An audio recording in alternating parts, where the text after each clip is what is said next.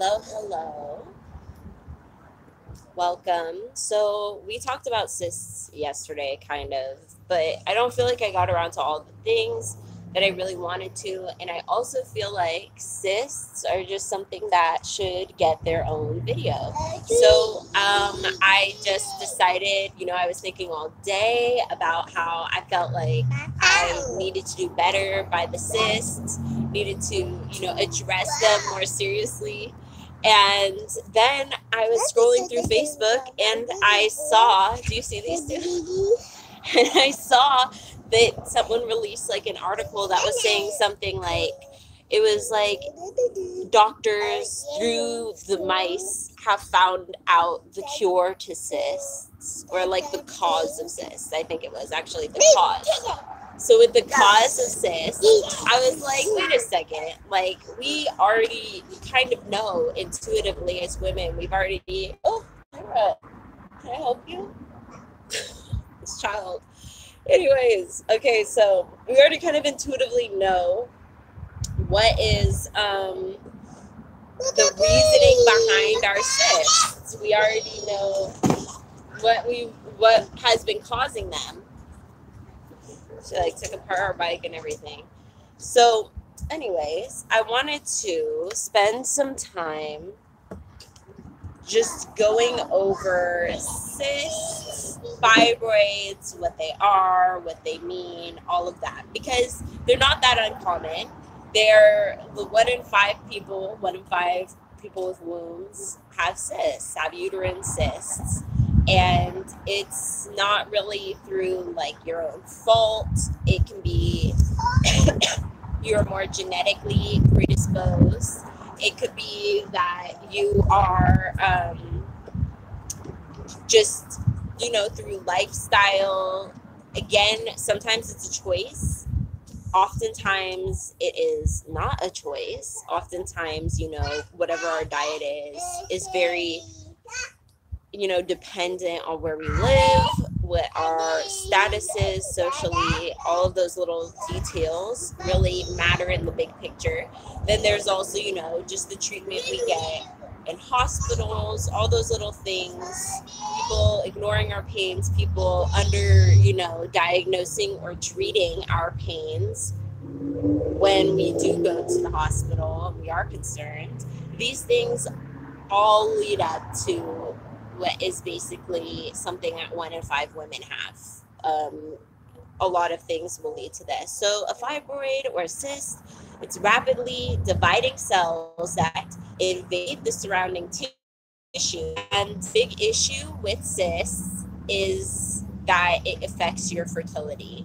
It affects most people who have a cyst. It often does affect your fertility.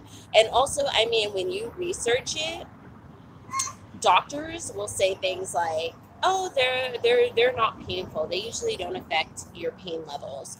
But in actuality, just, talking to people who have had them and researching about it, it's usually pretty painful.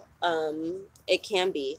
It's not uncommon. Like I said, it says that, most people don't have to deal with this pain or anything, but most of the people I've ever talked to have had some sort of pain accompanied with having cysts. So the 2 books that I'm going to be reading out of today, we have Overcoming the Angry Vagina by Queen Afua, and we have Sacred Woman by Queen Afua. I also have some personal notes in one of my notebooks that I've just taken over the years. It's just just some notes from classes, different classes. Like I said, I've studied under Queen Afua. I studied a class under Truly Kim from Womb Wellness University. And then, other less, womb related, but also, doula training, those sorts of things. So I have, a lot of notes from this. So let me try and find those real quick.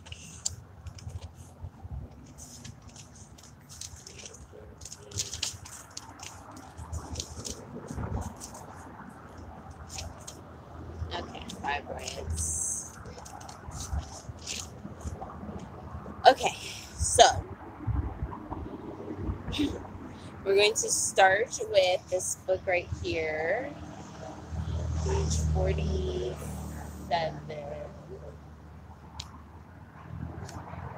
No, but not page.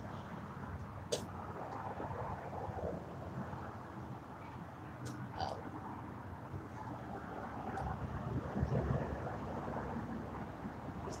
Oh, sorry, page 4. Page 4 of this book, Overcoming an Angry Vagina, she says, fibroid tumors are the overall predominant womb damage of my female clients. I have found fibroid tumors and their symptoms to be primary contributors to the existence of global angry vaginas. The screams and cries from global fibroid suffering has motivated my research into the causes of this calamity.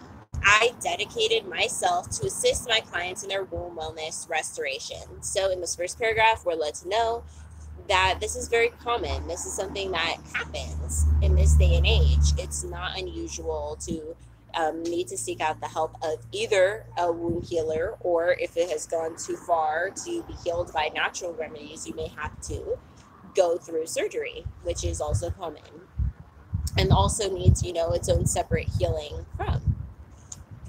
Okay, so with or without fibroids, clients' complaints include menstrual cramps, pelvic pain, heavy bleeding, clots during menses, PMS, mood swings, vaginal itching and or burning, vaginitis, vaginal cysts, infertility, and recurrent pregnancy loss, difficult childbirth, and toxemia during pregnancy.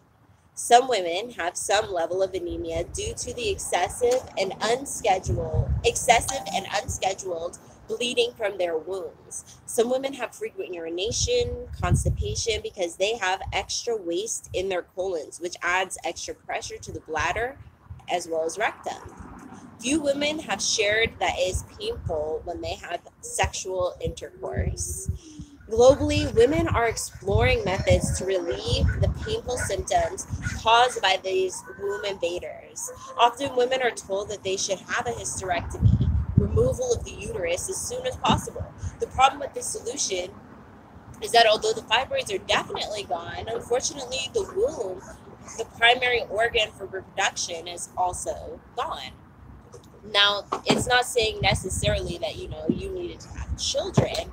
It's saying, one, this is a huge invasive surgery, right? This is, hysterectomy is when you have a surgery to remove the uterus and ovaries and cervix. This is all a hysterectomy. And sometimes a hysterectomy is best. That's real. Sometimes it's got to go. It's gone too far. Things are, for whatever reason. Sometimes it's something that maybe you could have controlled. Maybe you didn't know better. Maybe there was nothing you could do. There's different reasonings. Different people have different lives and different bodies. So when we say the hysterectomy, that's what we're talking about. We're talking about removing the uterus and the ovaries and the cervix, down to the cervix. So, fibroid removal is often best done surgically if you are to the point of pain. If you feel pain, it's to the point where it's best to get surgery. Now that differs for people. Some people feel pain earlier on than others. But for most people, by the time you feel pain, it's time to invest surgically in a change. And it's also, simultaneously, it's also time to make a change through your holistic methods, because you need to make sure that, your body is able to heal properly, that it doesn't occur again, that you're, reclaiming yourself and your body. So, oh my goodness. These children. Okay, so where are we? We are here. Globally, women, we said her womb is gone. Fortunately, more women are deciding that hysterectomy is not an acceptable cure for getting rid of fibroids. Physically, there are hormonal changes as well as side effects to nearby organs. So what she's talking about there is when you have a hysterectomy. I learned this very early on because my adopted mother had a hysterectomy at a very, very young age, maybe 22. And it was after her first child. And I'll never forget how she explained it to me as, this was something that could have been avoided. This was something that she did not have to experience. But because of the year it was, the time it was, they figured it's better to just remove the whole thing. You know what I mean? It was easier than just, at the time, it's just not something they did. They didn't remove parts. There was no, oh, it's this ovary that's messed up or that or this. It was just, the whole thing should just go. So that's what happened. And when that happened to her, she managed, hey, don't fight, please. She started going through a kind of menopause. She started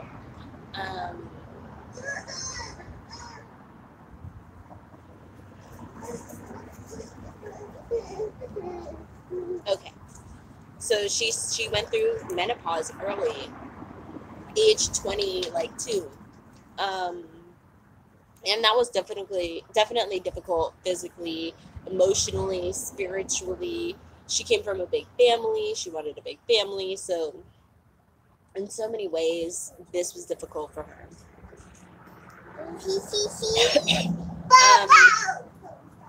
There's the laser myomectomy, which myomectomy is when part is removed, like I was talking about, and the rest is able to be left intact.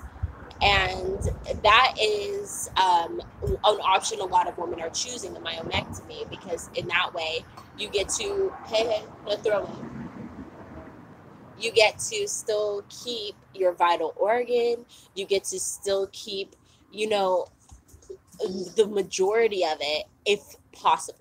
If it's not too far, which there are situations, again, where it's too far. You need to get the hysterectomy or a myomectomy, sometimes whole, sometimes part. It depends on your situation.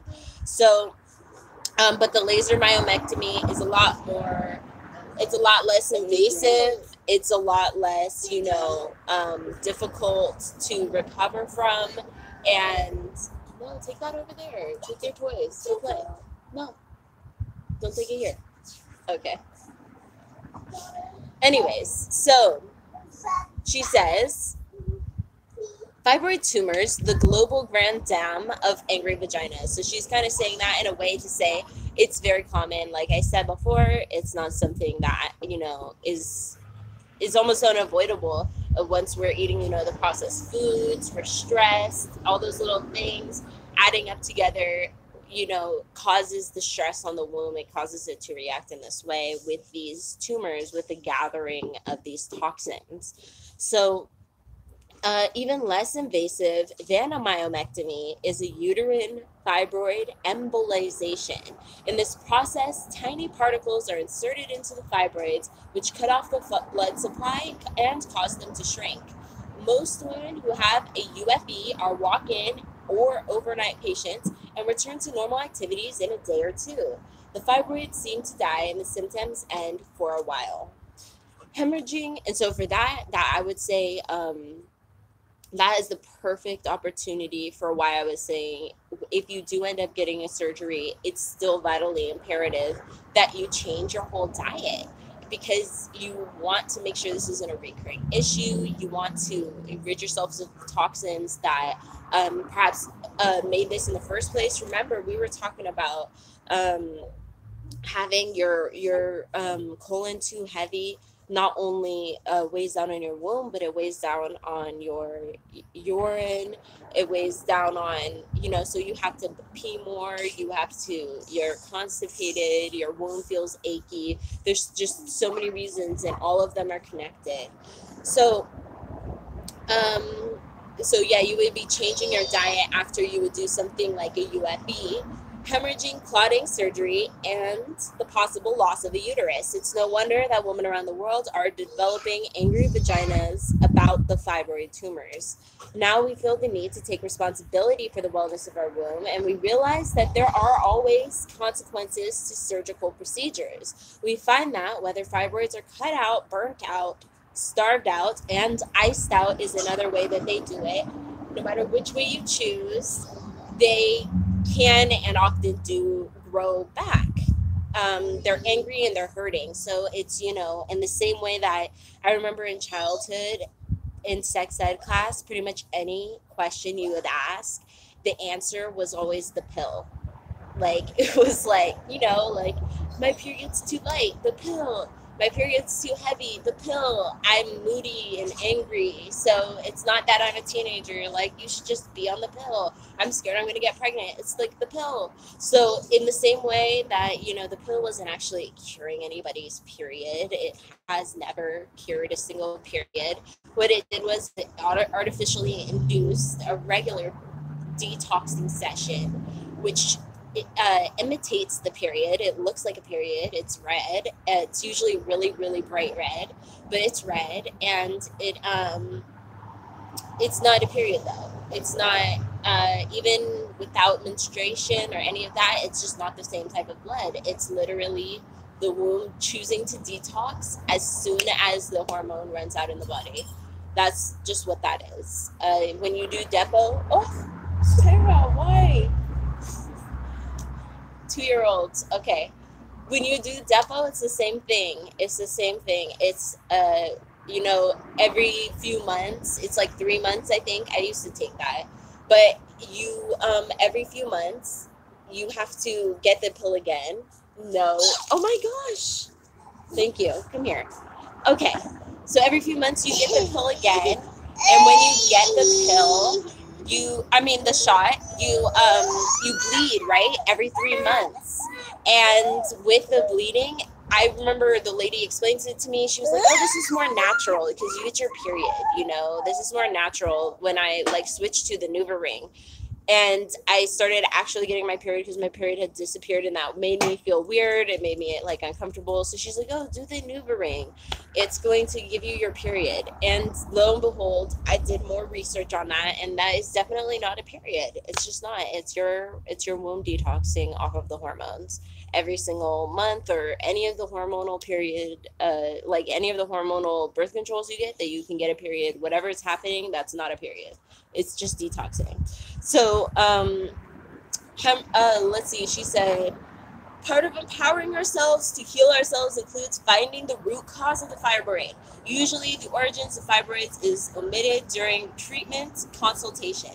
A woman plagued with symptoms and threatened with losing her womb is concerned with how to get rid of them. Neither she nor her physician address where these fibroids came from. However, if she can accept the concept that we are what we eat, her understanding and choices will change. Recent research reveals that fibroids have high levels of growth hormones. How are we ingesting those hormones? Are they in the air, the water, our food? Because we can neither digest nor eliminate those hormones, they remain as waste within our bodies. No wonder we have tumors. Even if we cut them out, if we are eating an abundance of foods that even might contain the hormones, we invite the fibroids to return and promise that we're going to feed them. The purpose of the strategies and tools suggested in this portal is to help to overcome womb challenges, especially fibroid tumors. They represent over 30 years of research and practice. So if you detoxify your womb, you can both lessen the amount of menstrual bleeding and shrink the tumor. Okay, come here. This child is the most wild. Okay, so I wanted to talk about this chart, which is on page 7. Okay, Tyra, look at me. Okay, stop throwing at me. Stop throwing dirt at me. Chill out. Relax. Go find your brother. Go relax like he does. Okay, so we have this cool chart here, so I thought I would read it because it's kind of quick. Give it back to him. No, give it back.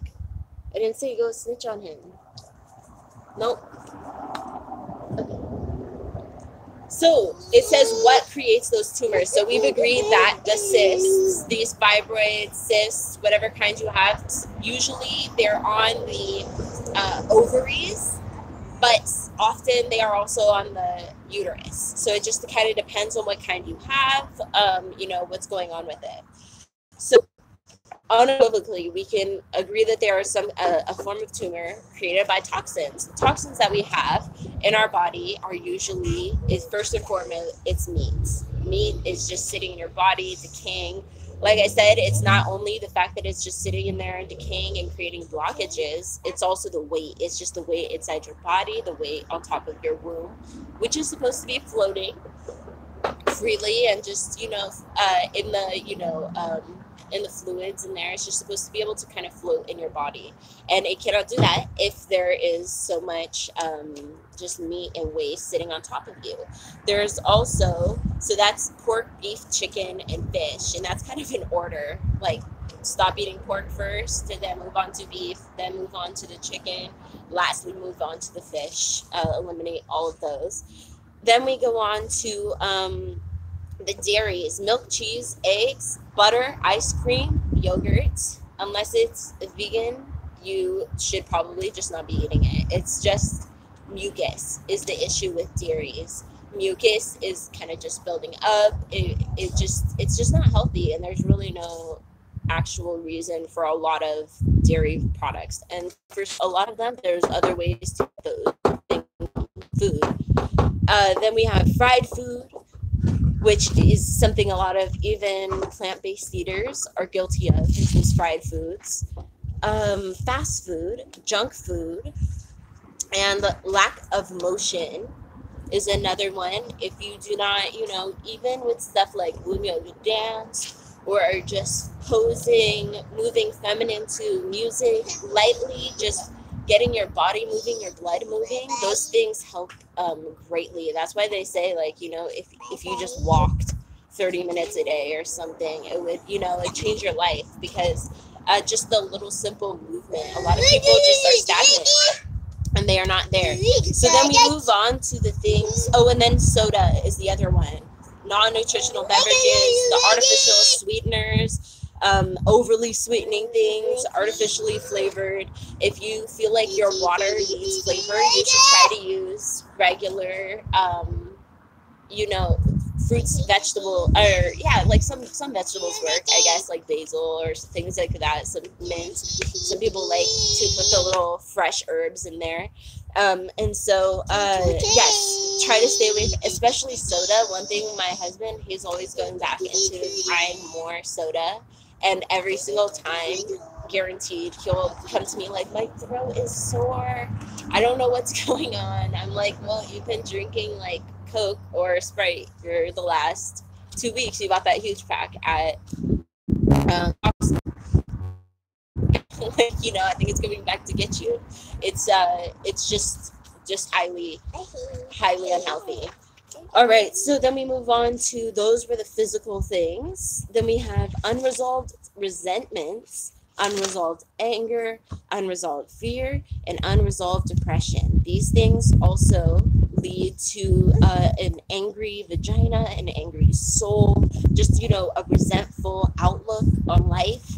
And so when you're constantly thinking about those things and dragging all that in with you, but that's a very simplistic way. Obviously, again, when I say all these things, there is a certain level where you do need professional help, where you do need advice, where you do need to go to a doctor and, really understand these things and figure them out.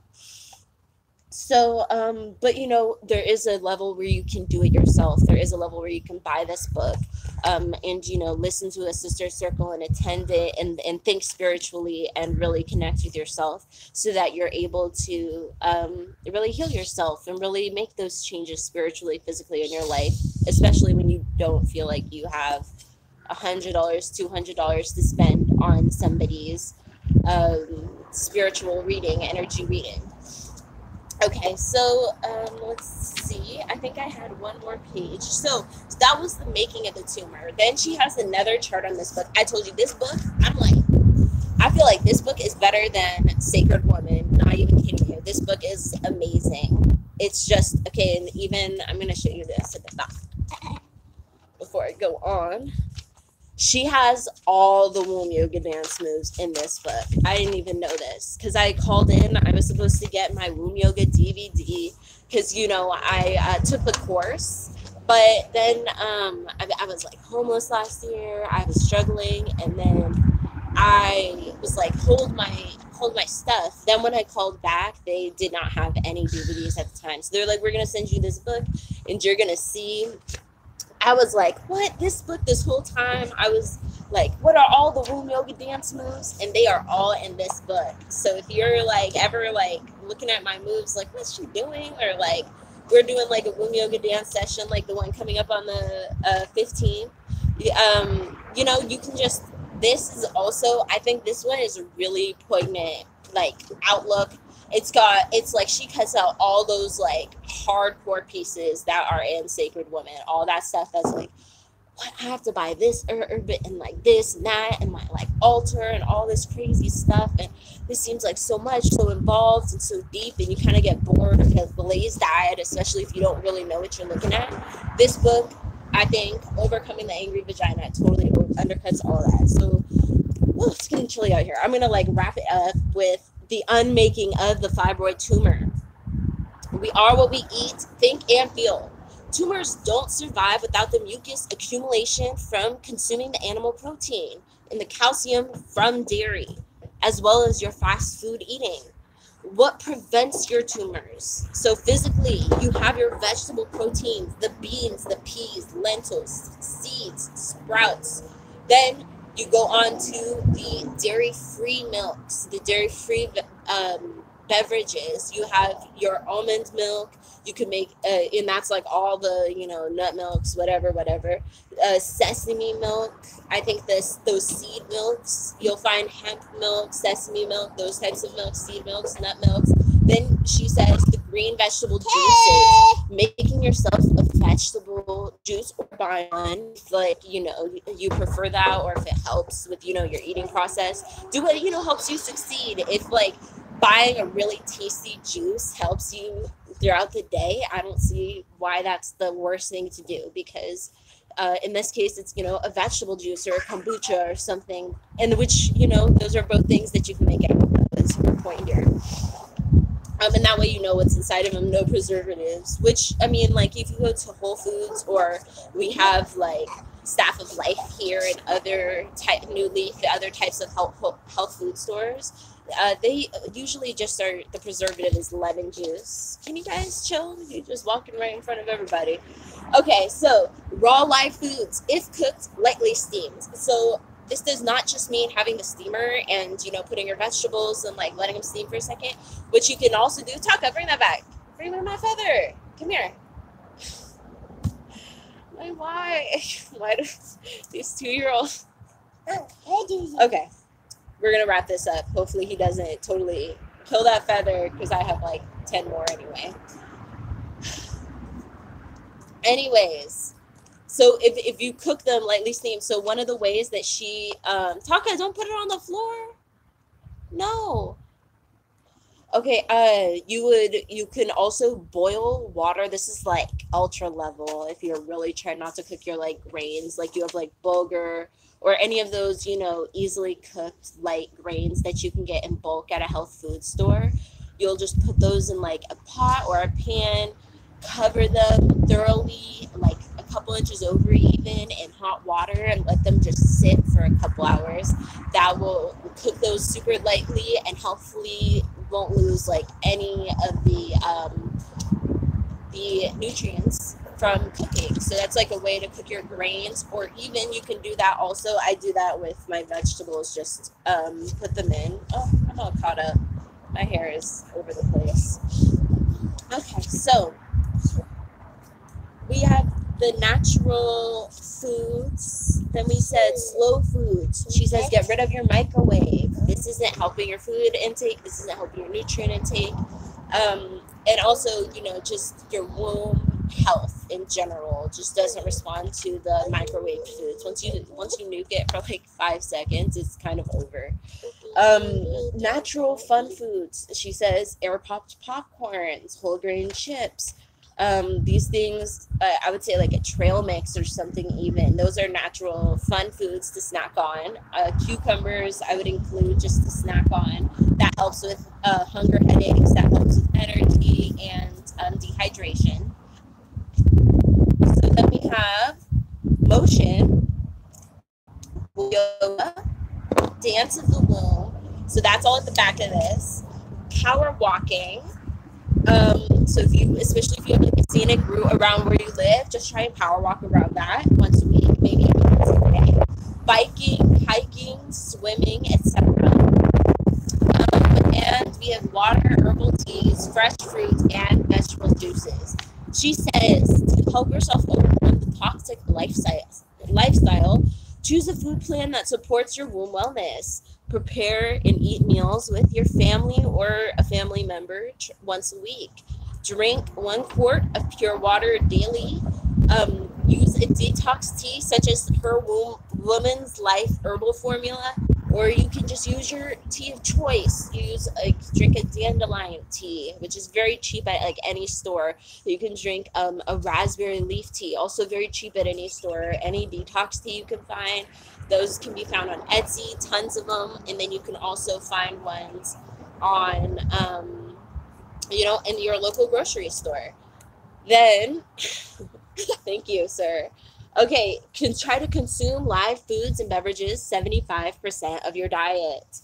Okay, so, and she also says when you're trying to heal from the fibroids, it's imperative that you lay off of alcoholic beverages. It's very important. The caffeine as well. Try to lay off of caffeine and the alcoholic beverages, along with sodas and those types of things.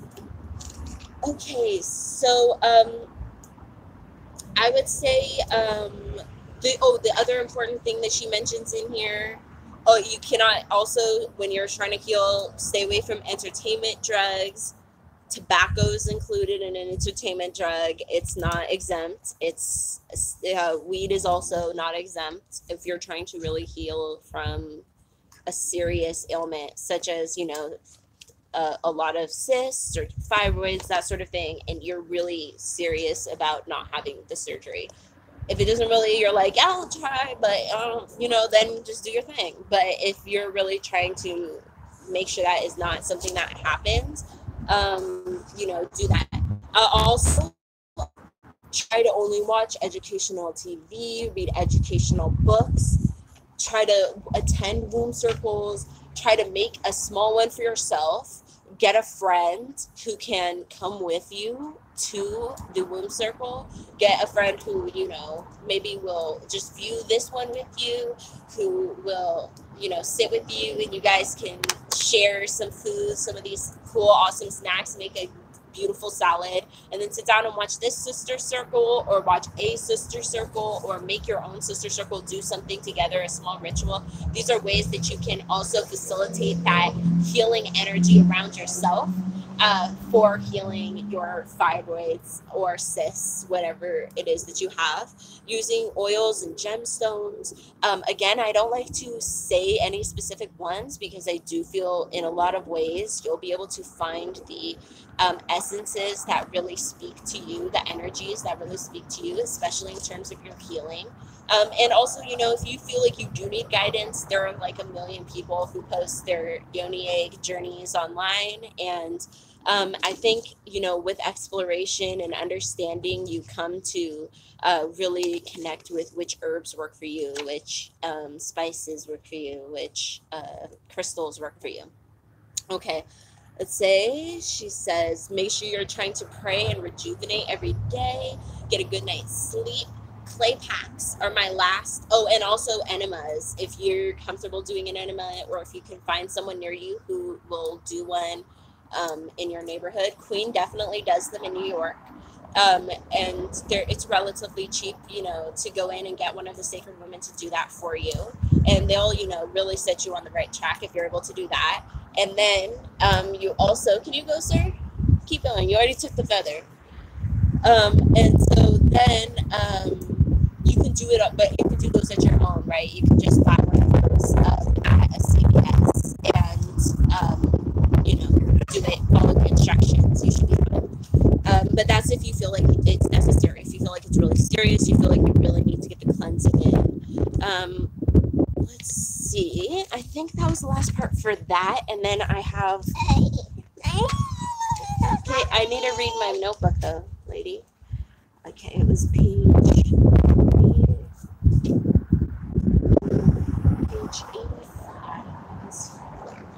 Okay, so she was talking about mucus healing. And on page 85 of Sacred Woman, this book kind of connects with that because it talks about healing the mucus within you. She says mucus has accumulated in your brain if you have headaches, poor memory, even tumors. Mucus is in your eyes if you have cataracts, poor vision, red eyes. Mucus is in your ears if you have loss of hearing or lots of wax in your ears. Mucus is in your nose if you have lots of sinus congestion, colds, hay fever.